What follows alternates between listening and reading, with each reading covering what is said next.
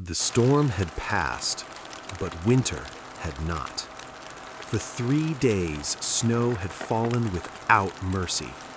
Now it lay still, deep, endless, covering the forest, the mountains, and the frozen lake at the edge of the world. Luca stood there with his dog, Max.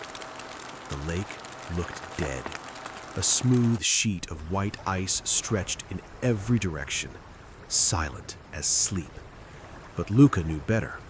Beneath the frozen skin, water still moved, dark, cold, alive. Max whined softly, tail low, ears sharp. The wind carried a smell Luca didn't like. "Easy," Luca whispered, rubbing Max's neck. "We'll be quick." Food was almost gone. The storm had trapped them for days, and hunger had grown louder than fear. Fishing was their only chance. Luca knelt and pressed his ear to the ice. At first, nothing. Then, a faint sound. Flowing water. He pulled out his knife. Each strike against the ice echoed across the lake.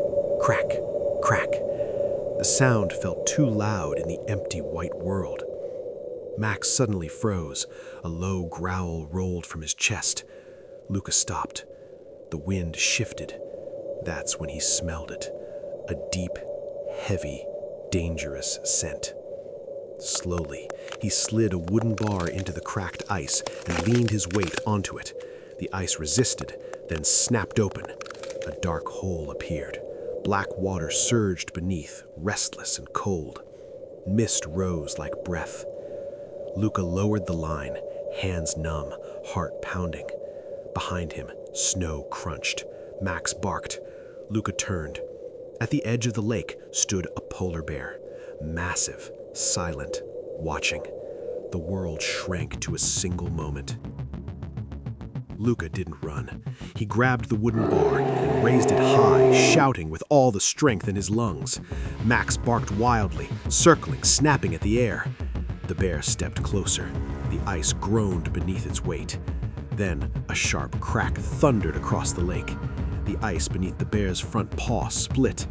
The bear froze. Luca didn't wait. He grabbed Max and ran, slipping, falling, scrambling toward the shore. Behind them, the ice collapsed with a roar. Water swallowed the sound. They didn't stop running until the trees closed around them. Only then did Luca drop to his knees, pulling Max into his arms. They were shaking, both of them.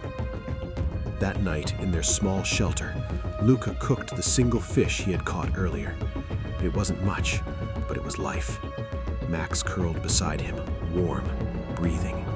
Luca stared into the weak fire and whispered, "Today, we survived." Outside, the wind howled again, like a hungry wolf, but it didn't win.